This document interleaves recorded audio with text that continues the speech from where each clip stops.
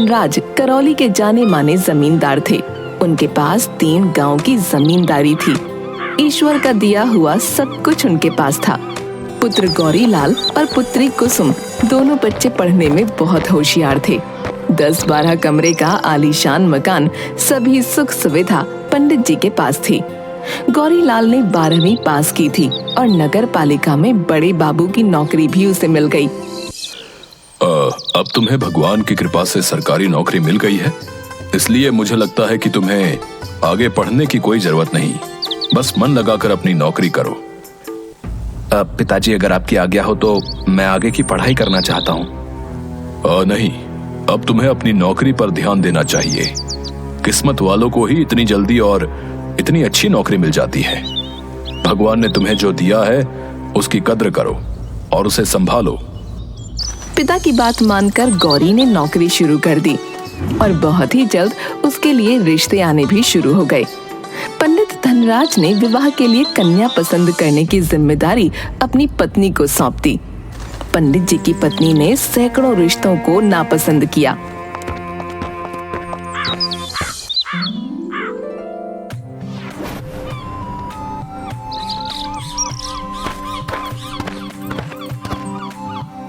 और अंत में मथुरा की लता उन्हें पसंद आ गई। अभी तुम्हें और कितनी लड़कियां देखनी हैं? तुम्हें तो कोई रिश्ता पसंद ही नहीं आ रहा। मुझे मथुरा वाला रिश्ता अच्छा लग रहा है। लड़की सुंदर है, संस्कारी है और मुझे पहली नजर में ही पसंद आ गई। बस आप चलकर इस रिश्ते को मोहर लगा दीजिए। अब धूमधाम के साथ लता और गौरीलाल की शादी हो गई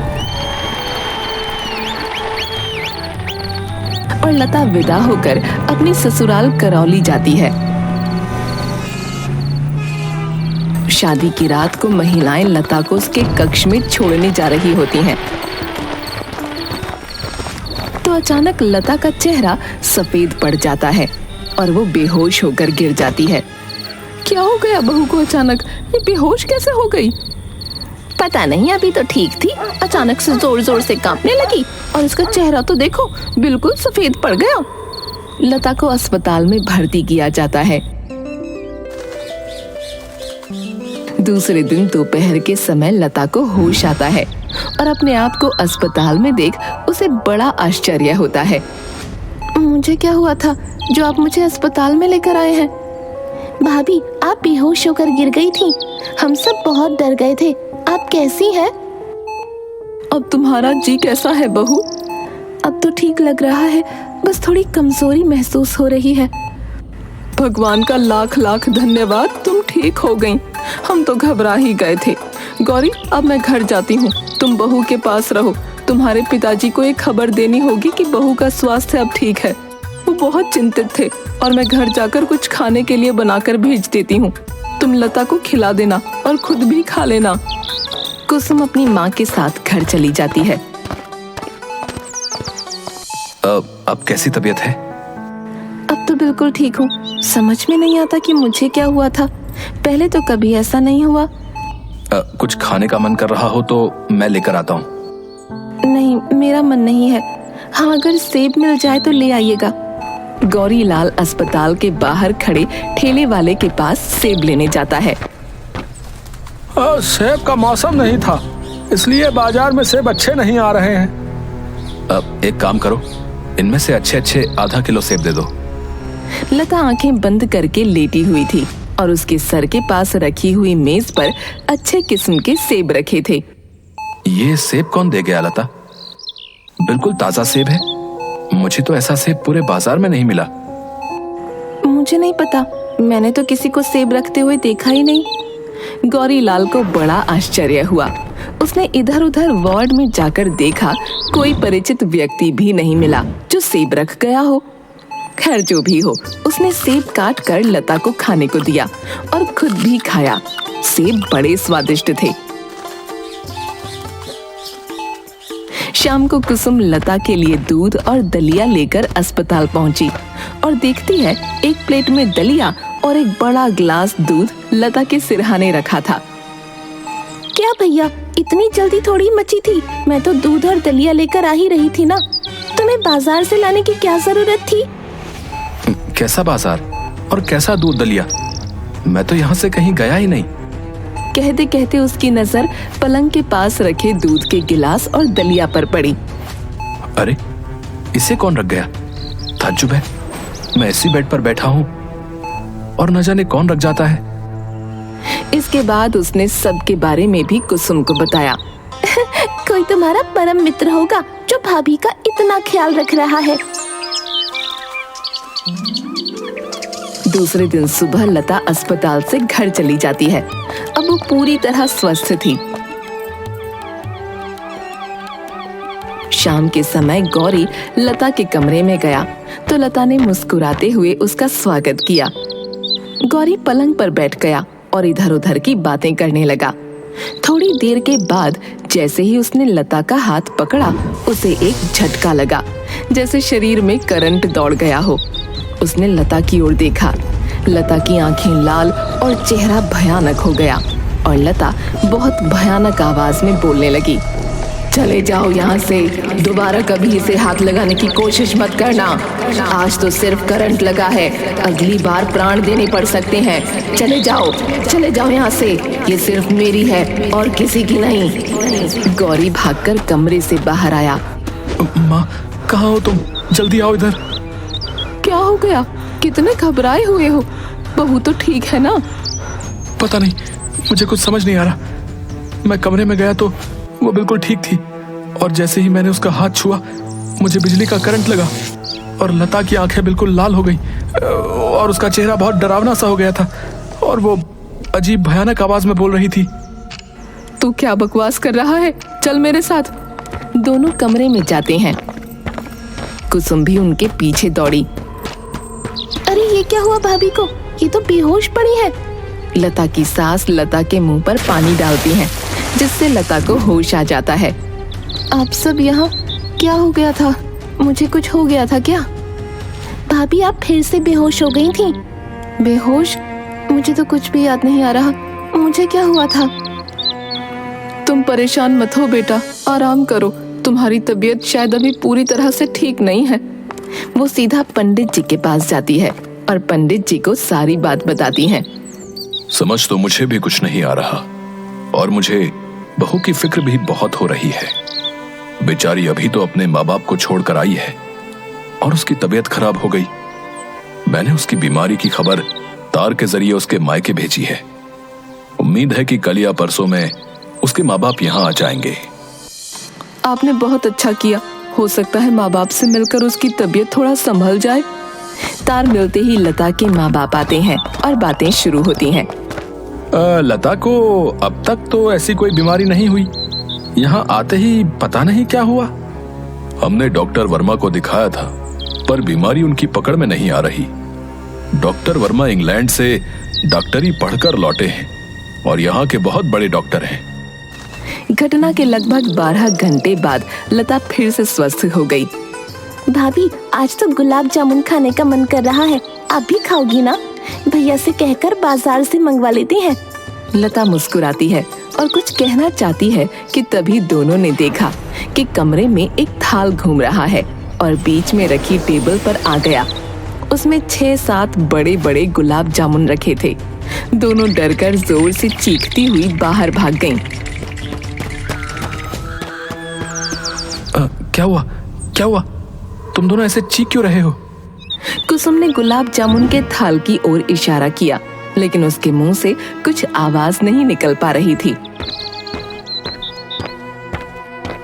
कौन लाया इन गुलाब जामुनों को? तभी वहां घर के बाकी लोग भी उन दोनों की चीख सुनकर आ गए। कुसुम गुलाब जामुन वाली सारी बात सभी को बताती है। सब दूसरे कमरे में बैठे सलाह कर रहे होते हैं। बहन जी, मुझे तो कोई भूत की करतूत मालूम होती है। आज तक तो हमने इस घर में भूत नहीं देखा बहन जी। भूत कुछ नहीं होता है, मैं नहीं मानता। हाँ, अगर भूत मेरे लिए रबड़ी का दोना मंगा दे तो मैं भी मान जाऊंगा। सब हंसने लगते हैं। तभी कमरे का दरवाजा अपने आप खुलता है और रबड़ी के 5-6 दोने हवा में उड़ते हुए कमरे के अंदर आ जाते हैं और कमरे का चक्कर लगाकर वहां रखी मेज पर स्थिर हो जाते हैं। सबके चेहरे का रंग उड़ गया। सभी लोग कमरे के बाहर निकल आए। सबको समझ आ गया कि ये बुरी आत्मा है और सब ये भी समझ चुके थे कि लता तभी बीमार होती है जब गौरी उसके कमरे में जाता है। गौरी ने लता के कमरे में जाना छोड़ दिया। पंडित अपने मित्र से सारी बातें बताते हैं। धनराज, तुम परेशान मत हो। मैं कानपुर के एक प्रसिद्ध ओझा को बुला लेता हूँ और वो आते ही तुम्हारे पूरे घर का निरीक्षण करेंगे। दूसरे दिन ओझा पंडित जी के घर पर आता है और पूरे घर का निरीक्षण करता है।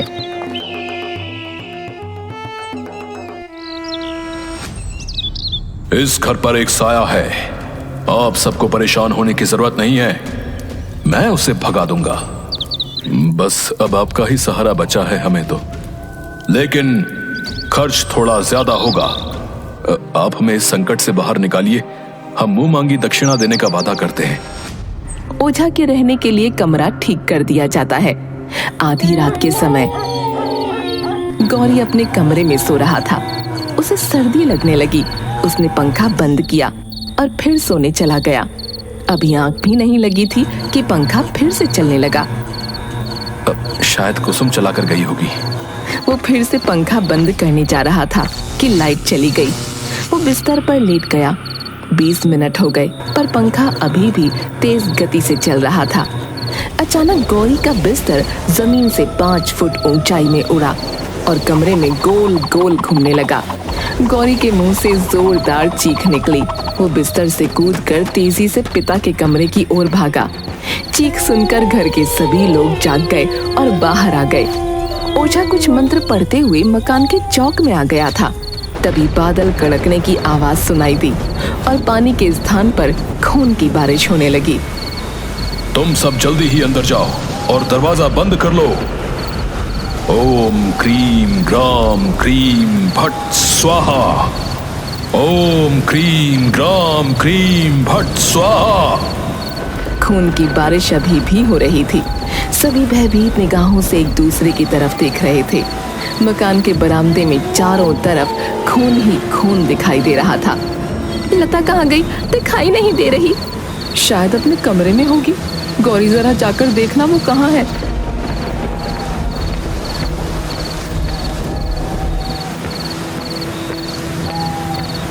लता अपने कमरे में नहीं है। मैंने उसे रसोई घर, हॉल, ड्राइंग रूम, पूजा घर सब जगह ढूंढ लिया पर पता नहीं कहाँ चली गई।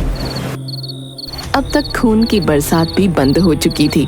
सभी लोग लता को ढूंढ रहे थे। हवेली का दरवाजा अंदर से बंद था। कुंडी लगी थी। इससे ये तो निश्चित था कि लता हवेली के अंदर ही है। सब लता को ढूंढ रहे थे। पहली मंजिल पर बने एक कमरे का दरवाजा खुला दिखाई दिया। कमरे के अंदर लता मुंह के बल बिस्तर पर बेहोश पड़ी होती है। उसे होश में लाया जाता है। लता, तुम यहाँ कैसे आई? तुम तो अपने कमरे में सो रही थी और तुम्हें इस कमरे की चाबी कहाँ से मिली? लता आश्चर्यचकित होकर सबका मुंह देख रही थी। मुझे नहीं पता मैं इस कमरे में कैसे आई। कोई बात नहीं बेटा, तुम परेशान मत हो। आज के बाद लता को कोई 1 सेकंड के लिए भी अकेला नहीं छोड़ना। हर समय घर का कोई ना कोई सदस्य उसके साथ रहेगा। क्योंकि घर की औरतें घटनाओं से बहुत ज्यादा भयभीत हो चुकी थीं, इसलिए लता के साथ रहने की जिम्मेदारी गौरी को दी गई। 2 दिनों तक घर में सब कुछ शांत था। तीसरे दिन लता नहाने गई और गौरी बाहर कुर्सी पर बैठा अखबार पढ़ रहा था। तभी उसे सफेद कपड़े पहने हुआ एक व्यक्ति बाथरूम की ओर जाता दिखाई दिया। कौन हो तुम और बाथरूम में कहाँ जा रहे हो? मैं लता का प्रेमी हूँ और उससे मिलने कहीं भी जा सकता हूँ, लेकिन लता ने मुझे तुम्हारे बारे में कभी नहीं बताया। वो बहुत भोली और मासूम है। उसे तो आज तक नहीं पता कि मैं उससे कितना प्यार करता हूँ। कौन हो तुम और लता को कैसे मिले? मेरा नाम तन्मय है। मैं लता के पड़ोस में किराए पर रहता था और उसे देखते ही मुझे उससे प्यार हो गया। फिर उसने मुझसे विवाह क्यों किया? तुमने उसे रोका क्यों नहीं? उसने तुमसे विवाह अपने घर वालों की मर्जी से किया है। मैं कुछ समझा नहीं। तुम कहना क्या चाहते हो? क्या लता के माँ बाप उसका विवाह तुम्हारे साथ करने के लिए तैयार नहीं थे? आज तुम्हारी जगह मैं लता का पति होता अगर मेरी जिंदगी में वो दिन नहीं आया होता। तुम साफ साफ बात क्यों नहीं करते? मैं लता के माँ बाप से उसका हाथ मांगने जा रहा था। लता के ख्यालों में खोया हुआ बावला होकर अपने घर से निकला और सड़क पर अगर मैंने उस ट्रक को देख लिया होता तो आज मैं जीवित होता और लता मेरी पत्नी होती। तुम कहना क्या चाहते हो? क्या तुम मर चुके हो?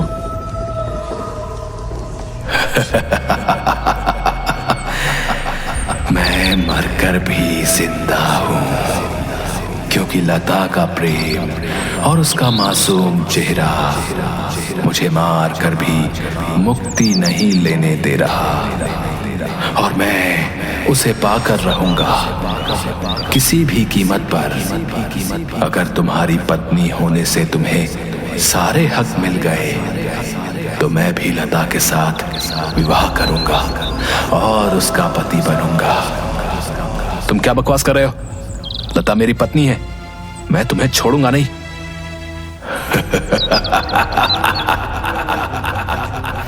तुम मेरा कुछ नहीं बिगाड़ सकते। याद है ना मैंने तुम्हें कैसे धरती से उठाकर आसमान में घुमाया था? याद है या भूल गए? गौरी डर गया। आज से 3 दिन बाद दिवाली है और मैं दिवाली के दिन लता से विवाह करने के लिए बारात लेकर आऊंगा और तुम सबके सामने उससे विवाह करूंगा। इतना कहकर तन्मय वहां से गायब हो जाता है और गौरी वहीं पर बेहोश हो जाता है। लता बाथरूम से बाहर आती है और गौरी को बेहोश देखकर जोर से चीखती है। घर के सभी सदस्य वहां आ जाते हैं। गौरी होश में आता है और वो सारी बातें बताता है। ये तन्मय कौन है? लता, क्या तुम उसे जानती हो? नहीं माँ, मैं तन्मय नाम के किसी लड़के को नहीं जानती और मैंने कभी ये नाम पहले सुना भी नहीं है। हम सब ने ये नाम कभी नहीं सुना। पता नहीं तन्मय कौन है, कहाँ रहता है। हम उसके बारे में कुछ नहीं जानते। बहन जी, हमें अपनी बहू पर पूरा विश्वास है और हम इस मुश्किल से उसे बाहर निकाल कर ही रहेंगे।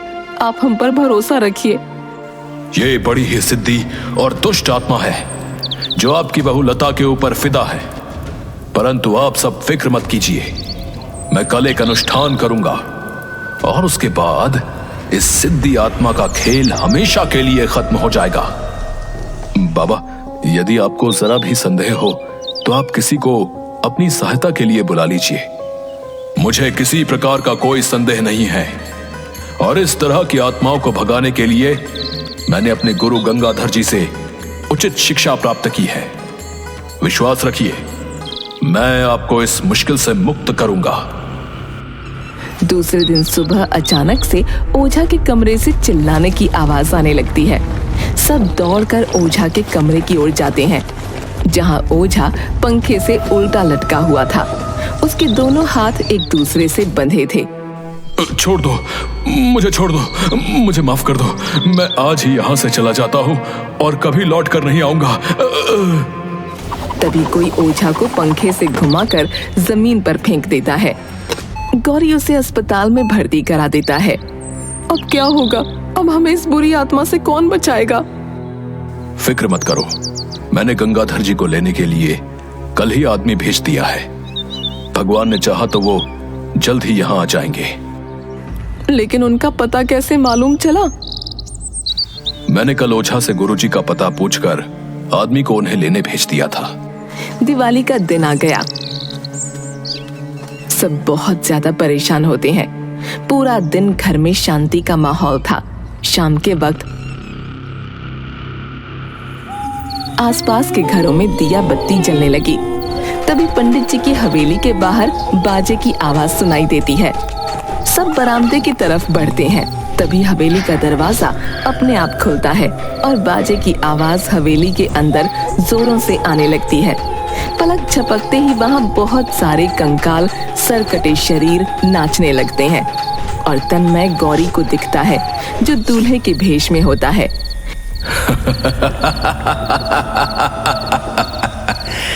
मैंने कहा था ना कि मैं दिवाली के दिन लता से विवाह करने के लिए बारात लेकर आऊंगा। देखो, मैं आ गया। इस अजीब सी बारात को देखकर घर की सारी औरतें बेहोश हो जाती हैं। तभी लता के कमरे का दरवाजा खुलता है और वो दुल्हन के रूप में वरमाला लिए अजनबी की तरफ आती है। गौरी लता को आवाज देता है, लता, लता, तुम होश में तो हो? तुम ये क्या करने जा रही हो? लता को तो जैसे कुछ सुनाई ही नहीं दे रहा होता। वो चलती हुई सीधा तन्मय के पास पहुंची और वरमाला उसके गले में डालने ही वाली थी कि तभी एक गंभीर और दमदार आवाज आई। रुक जाओ, जाओ, जाओ। आवाज सुनते ही लता के हाथ रुक गए और वो वहीं बेहोश होकर गिर गई। ये आवाज गुरु गंगाधर की थी।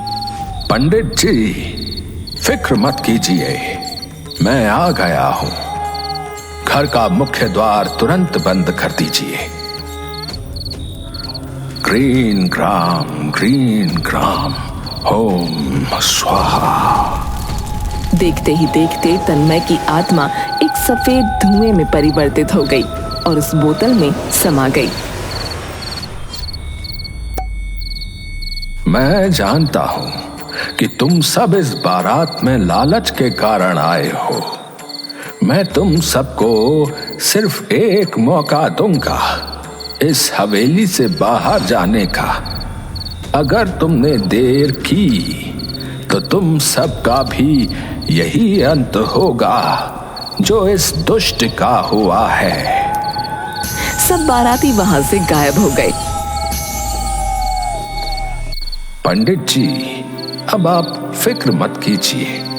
आपकी बहू और आपका परिवार पूरी तरह से सुरक्षित है। मैं इस आत्मा को भोलेनाथ की सेवा में लेकर जाऊंगा और वहीं इसका न्याय होगा। आपका बहुत बहुत शुक्रिया गुरुजी, जो आपने समय पर आकर हमारे घर को बर्बाद होने से बचा लिया। परंतु ये दुष्ट आत्मा हमारी बहू के पीछे क्यों पड़ी थी? ये एक मनचली आत्मा है जो आपकी बहू के रूप और सुंदरता को देखकर उस पर मोहित हो गई थी और इसी कारण वो पीछे पड़ गई। परंतु अब डरने की कोई जरूरत नहीं है। पंडित गंगाधर को बहुत सारी दान दक्षिणा देकर विदा किया जाता है। उसके बाद लता और गौरी अपना जीवन अच्छे से व्यतीत करते हैं। उनके 2 बच्चे भी हैं और घर में सब कुशल होता है।